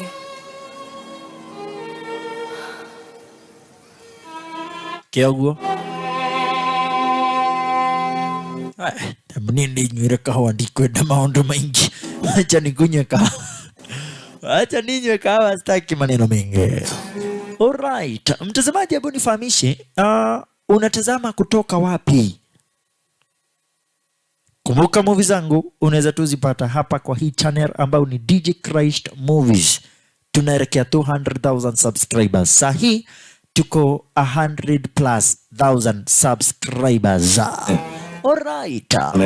Asante sana na nawashukuru sana tena zaidi mashabiki wote, manake ukiangalia utaona movie zangu huanga tu naandika jina DJ Christ, yani naandika tu jina langu. Sitag para basi watu wengine, na kwa hivyo nawashukuru sana juu hata bila kuweza ni kuweka madoido mingi majina ambayo sio yangu, naona munanipenda na mokamo kiradhe nema, yani munamukia para basi sinema vizuri zaidi, na pia pale popote ambapo mnarekebisha mimi nasikiza, na kwa sababu nyinyi ni mashabiki na wasikiza kila wakati. Alright. Hebu tukuje kupata sasa Jan aliweza ni kupiga simu na akakuja kusema mambo fulani ya Razizi. पाएंगे दुनिया की अगर पकड़े गए तो हम तुम्हें नहीं जानते, इसीलिए उसने अपने मरे हुए दोस्त का Huko kaweza kufahamisha jamaa wetu enyewe you are poor in working. Wewe ni mtu ambaye sasa kazi yako haujui kufanya kazi yako kehinio, unajua tu kufanya manusu kunyerira. Wewe ni mtu ujinga sana. Lakini basi akakuja kumuuliza, mbona para basi huyu jamaa kuja kuuliza ni kukutukana stara kama hiyo? Ai, jamaa akamwambia kuna kitu na macho sasa uelewi, lakini utakuja kuelewa kwa muda usiokuwa mrefu. Kuna kitu namba tumanze hujui, lakini nitakuja kukuambia. Najua niliona unaweka microchip, sitakwambia sasa hivi. Hebu tukuje kujua kwa nini huyu jamaa akona hasira star kama hiyo. Kumbe alianza kukumbuka wakati moja babake aliweza na kumpigia simu, na babake alikuwa anafanyia wanaro kazi. Huko babake alikuja kumwambia, nataka nikuongelesha maneno yangu ya mwisho, manake najua nitakufa leo. Sikiza. चाहता था कि मैं सिएटल आ जाऊं, तुम्हारे ऑफिस में आऊं, देखूं कैसे काम कर रहे हो. Akaweza kufahamisha nimeekelewa para basi makosa, na mdozi wangu anataka para basi nikufe kwa sababu kuna kitu fulani najua, na alinipea kazi nikakosa kufanya. Juu singeweza nikufanya mauaji. Dad पर आप ऐसी बातें क्यों कर रहे हैं? Lakini kijana akamwambia, dadi, mbona unaongea stara kama hiyo? Okay, मैंने तुम सबसे एक बात छुपाई. Akamwambia kuna kitu moja nataka uweze na kujua mtoto wangu. Mimi nimefanyia serikali kazi miaka mingi zaidi. Nimefanyia wanaro kazi miaka mingi zaidi. Lakini wameamua kuniangamiza. Na nataka nikuambia maneno yangu ya mwisho. Kwa maana kwetu juu nakupenda zaidi. Pahali nipo hata siwezi nikahepa. Najua anytime ninakufa from now. Anytime from now najua nitakufa. Juu tayari wameshatumwa kuja kuniangamiza. Punde si pundi. Wenye walikuwa wametuma kumwangamiza wakakuingilia na wakakoa kubuduki. Kamwambia kijana, hatuna time. Tayari wamekuja. Washiori urega nimeoka. I just want to say one thing. Akamwambia kuna kitu moja nataka nikwambie kwa maana kitu nakupenda. और तुम्हारी बहन का ख्याल रखना. बाबा please. And I want to tell you one last time. Nataka nikwambie mara ya mwisho. Yai. Love you. Nakupenda sana tena zaidi mtoto wangu. But hata mimi nakupenda dadi. Lakini akatoa para basi na kisha kakunywa kaambia ni huo na wiki aliamua kwenda. Pigwa risasi. Hivi ndivyo babake alikufa. Na baada ya babake kukufa ikaweza ni kuenezwa tikoma na kweti sasa yeye alikuwa ngana msaliti na aliuawa atipara basi na magaidi ambao walikuwa wanafanya kazi na wao. Na unasikia kwamba na kiti kijana wetu Ganesh aliweza ni kusikia babake maneno yake ya mwisho, hata akimwambia kwamba na kitu wamekuja kumwangamiza, na wenye namba sasa wamekuja kumwangamiza ni wale watu kutoka kwa kikosi cha wanaruu, na hakika wakamwangamiza. Naye mama wakati alisikia habari za uongo zinaendelea akamwa she can't take it anymore, akamwa she can never take it anymore, na akaamua kujitoa mahanga cheki. तुम्हारे बाबा का bank balance सब तुम दोनों, Yani baba yenu ameishi kufanya hawa watu kazi और वो लॉकर भी miaka hiyo yote है नहीं उसमें, बस मेरे एक दो गहने हैं। इससे तुम्हारे पापा, lakini amekufa kifo cha aibu. Tumeibika. वो कैबिनेट सेक्रेटरी से मिली, Nataka ujue mtoto wangu, उसने कहा take care of your sister, but I can never take it anymore. मेरी कोशिश की कि मेरे दो बच्चे हैं, Alikuwa anakosa hata time ya kuweza para basi kukaa na sisi तुम्हें ili tuweze ni kufanya kazi, के दबे के साथ ही जीना होगा। lakini hatimaye bado akakuja kuweza ni kumwangamiza. I can't take this anymore. Akajipiga risasi. Sasa ukichanganya hizo hasira mtazamaji, najua sasa unaona kwa nini kijana Ganesh ako na hasira stara kama hiyo. Na sasa mwenye amebakisha ni mdozi mwenye alitumana shasha. Mwenye alitumana babake auawe. Lazima atapenda. Na jamaa wetu amekuwa kichunguza tu. Kijana wetu amekuwa kiweza na kuchunguza juu anashindwa. Itakuwaje huyu jamaa ako na hasira stara kama hiyo na wana roho? Kwani nini kilifanyika? Akaendelea kukumbuka vijana wa sasa para papasi Ugadhi kwa jina kipenda Ajan alikuwa anakuja kuiza ni kubonga. Akakumbuka vijana wa sasa Ajan alikuwa anakuja kuiza ni kubonga. Kijana wetu akakumbuka vijana wa sasa para papasi pia Ganesh aliweza ni kumfahamisha wakati na babu sasa alikuwa anafanya interrogation. Bado anaendelea kukumbuka huku akifanya mazoezi. Check maneno. Raw ने उन्हें डिसऑन कर दिया. तुम्हें लगता है मैं ये सब पैसों के लिए कर रहा हूँ? I'm really disappointed in you. Na wakati alimwambia really disappointed in you ni kwa sababu jamaa anafaa kuchunguza na hakuwa anachunguza ukweli. Yeye alikuwa tu anafuata para babasi Ugadhi ati aokoe watu ambao wanauawa, lakini hakufanya uchunguzi vizuri. Na hapo ndipo akaweza ni kumfahamisha. Nakumbuka maneno yake yote. Na akamwambia para babasi, asante sana and I salute you juu unafanya kazi tu kama babangu. Lakini babangu aliweza ni kuuawa. Babangu aliweza ni kuuawa. Kijana alijaribu kucommunicate mambo mengi zaidi As an IS officer.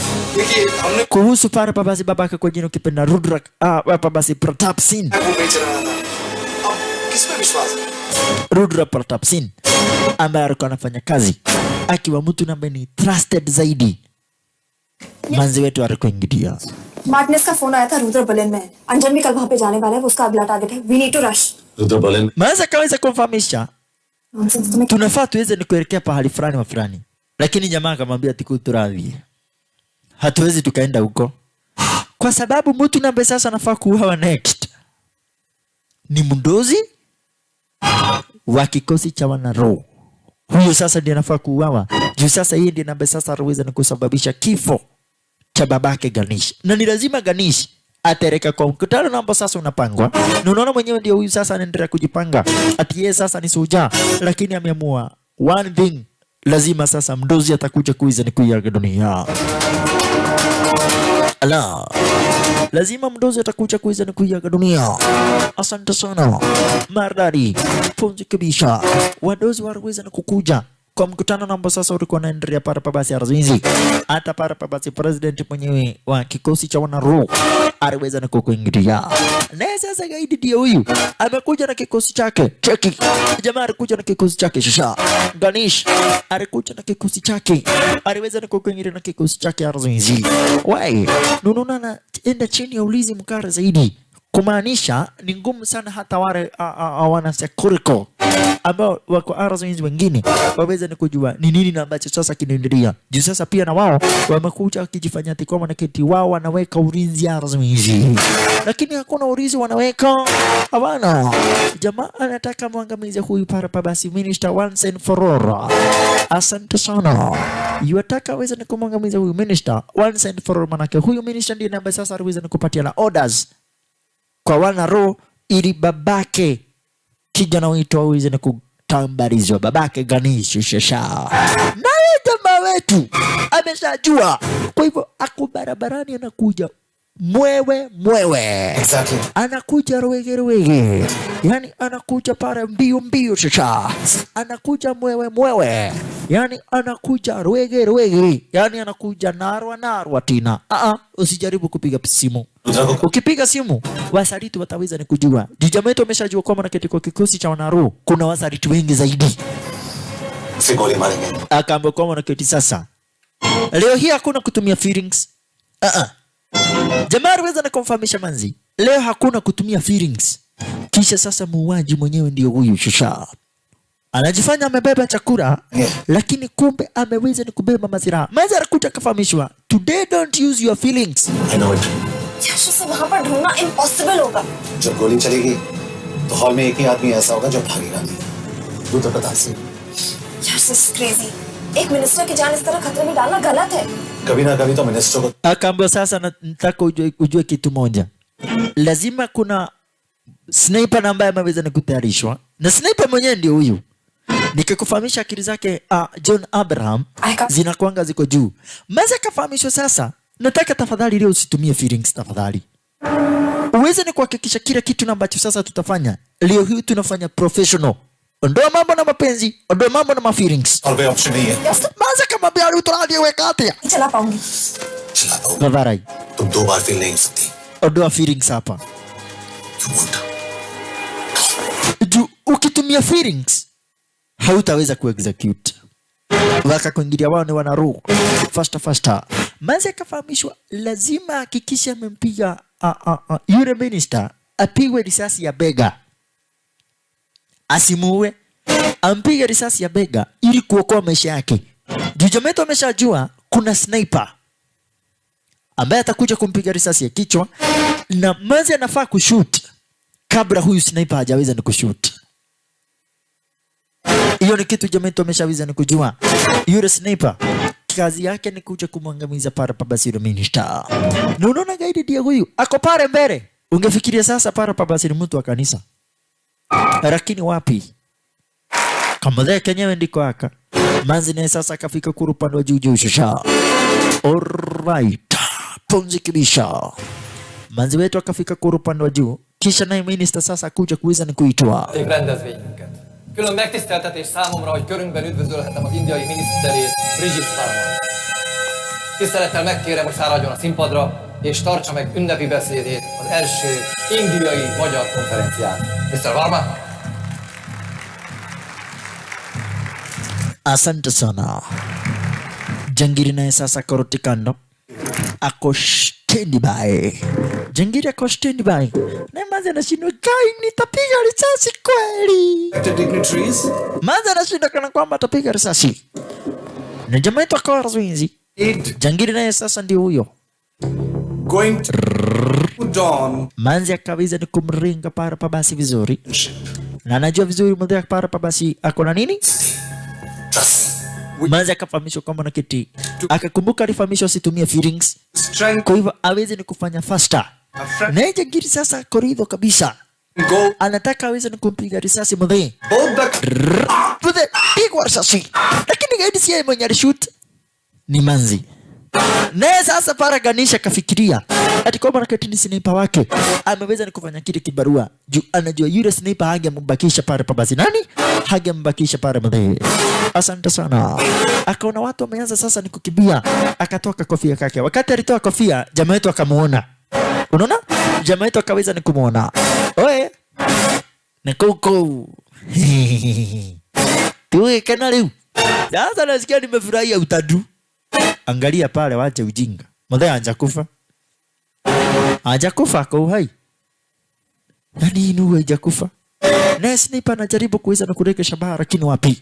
Manzi naye sasa kucheki rote kando akamwona gaidi kisha ya kichwa santa. Kapigwa akili zikaruka nje. Kapigwa risasi akili zikaruka nje. Ai hapo ndipo Ganisha aweza na kucheki na akaona hapana. Hawezi akatiria huyo Mwadhe aweza na kubaki uhai. Lazima Mwadhe aweza na kudidi. Hiyo ndicho kitu ni jambo ambalo sasa ameamua. Ikawa sasa ni rasharasa za marisasi. Nuno sikikoma na kiti magaidi ni wengi. Manzi naye sasa kaanza kuongeza backup. Huko nami nakufahamisha ndugu brother mpenzi mtazamaji. Naro picha yetu shusha. Picha yetu first 3. Ikiwa hapa bishini kwenye kipindi cha Lala Salama shusha. Picha yetu ikiwa hapa bishini kwenye kipindi cha Lala Salama chikia manino. Kijana wetu John Abraham Moda. Ni kuandaria wale magaidi shusha. Ni kuandaria wale magaidi. Rasharasa za marisasi. Kemani dhudoi ni yoro. Kemani dhudoi ni yoro. Kawake godai ni yoro. Kufa. Mwadhe naye sasa ndio huu ni kuhepeshwa. Naye sasa para Babasi Ganish ako bampa tu bampa. Ako upande wa nyuma anawafuata kuwafuata shisha. Ganish akakuru upande wa nyuma anawafuata kuwafuata cheka manino. Jamaa wetu naye ni kuwavunja. Kijana wetu ni kuwavunja. Kuwamaliza kisha tukumari risasi. Cheka manino ni kubaya kura risasi. Nekoru ni kubaya zaidi. Huko napanda kurupano juu kucha kuweza na kumsaidia para Babasi huyo minister naye Ganish akaanza kuwapiga marisasi. Na kwanza yeye hata haogopi kifo. Niona Mungu ule bebe. Bora tu nihakikishe nimeangamiza huyu gadhi. Mimi siogopi kufa. Jamaa haogopi kifo. Haogopi kifo. Hawa naona kuandaliwa wale magaidi shasha. Ni kuangushwa. Modokoi. Ndiye huyo modokoi, kisha ongezwe ingine. Ndiye huyu sasa. Mati ni matagari. Woi! Unagongo unanyamba uhai. Jamaa kachukua para basi buduki nono. Asanta. Barabara. Ni kuweza kupanda kuru upande juu. Pahali na mapo sasa yule mmoja kabisa ni kupelekwa kisha. Jangiri mwingine ndio huyu. Karaja inioro kuja hapa. Karaja inioro. Oi! Teremuka wacha ukuitike uniiteka saa ngapi? Masaa ya kuitike kwa wapi? Kuja hapa weta wata. Deta mtuko. Deta mtuko. Na demwelo. Kufa unakuja kunani amekuuliza kama hii ni mweupe? Jamaa akaanza kuangusha. Wale masecurity. Akaanza kuangusha masecurity wake para basi bila shaka yule mdai. Kihara. Oi, gas. Kitu gani? Pigwa risasi ya matumbo. Wow. Jamaa wetu na yeye alipatana na mwingine. Aya. Unaitwa nani? Beta Motinda. Na nengo kudesha utandunga nani? Beta Motinda. Watinda hata. Goja. Kuja hapa Motinda. Hakuna cha hivyo. Kufa. Kuja kuletea nani? Na wewe unaitwa nani? Jitawa Danieli. Unaitwa Danieli nani? Sema haraka. Danieli ndio. Chini. Danieli Mapua Karasha. Kuingia kapigwa risasi. Kisha sasa Ganish. Kwanza anaongezea para basi wale wasia. Kisha mmoja kambua. Now you die. Mazi akakuingiria santa. Kambua kwa mmoja. Mazi akakuingiria kisha kamwambia we. Hapa hakuna ma-feelings. Wewe rudi nyuma. Lakini jamaa alikuja kamwambia mmoja. Ye minister. Wacha nikwambia wewe minister wewe. Ni wewe uweza na kutumana. Rudra Pratap Singh aweze ni kuuawa. Pratap. Woi jisko tune marwaya. Ulisababisha kifo cha babangu na mamangu. Protocol. Kilia kabisa cha watu walifaa kukufa. 30 साल दिए थे बाबा. Akamuuliza baba Rai. Aliwafanyia kazi kwa muda mrefu. Lakini kwa nini mkamwangamiza? Kwa sababu tu ya selfish. पिताजी को भी. Babako lazima angekufa. मेरी माँ का क्या कसूर था? मेरी माँ ने अपनी जान ले ली तेरी वजह से. जो इसने तुम्हारी फैमिली के साथ किया वो गलत था. तुम भी तो वही कर रहे हो. इसको मारने के लिए मुझे अगर 100 और फैमिलीज को बर्बाद करना. Maza kafahamishwa huyo mtu nataka niweze kumuua na mikono yangu mimi. Akaambia utawacha ujinga. Trake meandoge ora bebe. Najua uwezi ukanipiga risasi. Hawezi ukaniua. Na wacha nikwambie. Huyu mtu ambaye unashinda hapa ukiprotect amesababisha vifo za watu wengi zaidi. Ni wenye wewe ujui. Na watu wote wenye nimekuwa nikiua ni watu ambao walihusika na kifo cha babangu. Kama ni kunipiga risasi, piga hapa ya kichwa. Haina mambo hadi na story mingi. Si unataka kunipiga risasi? Nipiga risasi ya kichwa. Lakini as long as I'm breathing, huyo mmoja lazima akufe. Punde si punde. Wewe ulia. Leo hakuna story. Alipigwa risasi. Unaambia nani? Pigwa risasi. Alipigwa risasi ya kifua.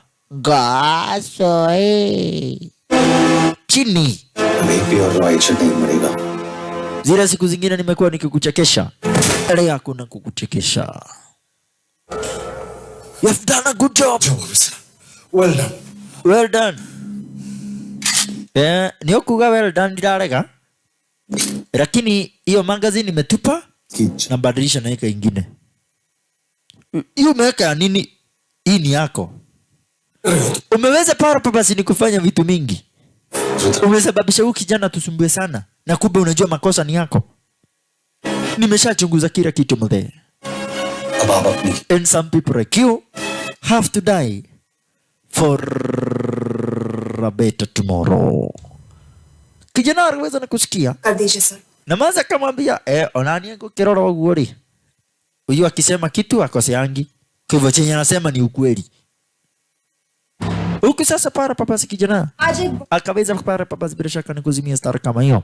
Nako Kamothe kakaweza ni kumalizwa. Kamothe kaliweza para papasi ni kuhandwa ili kabla hakajauawa kakuja kusema ukweli kwa maruninga, ili familia yake Ganesh, sister yake, akina shoshe yake, watu ukoo wake ambao walikuwa wameharibiwa jina kwa muda mrefu zaidi, jina iweze ni kutengenezwa. Sister yake ndio huyu Suraj Rawat, Arshad Khan waliweza ni kufurahia sana tena zaidi. Wakati na ambapo sasa walikuja kuweza ni kupata hakika Rudra Pratap Singh, mambo namba sasa aliweza ni kufanyikia yote yalikuwa para pabasi ni uongo.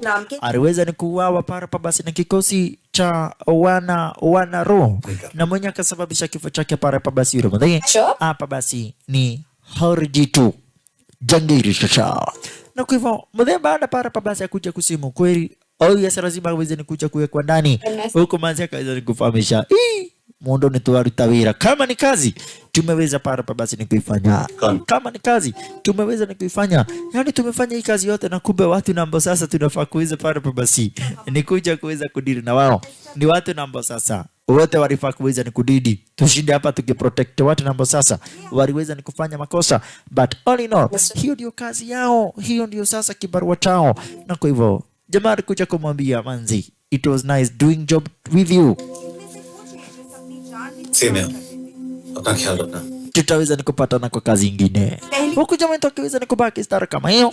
Hapa bishi nami nikicheki naona hata hivyo picha ritu likawa sasa ni mwisho star kama hiyo. Na unapata mtazamaji, kuna watu wengi ambao huanga wanafanyia government kazi lakini unapata kulipwa inakuwa sasa ni taabu, unakuwa para basi assassinated.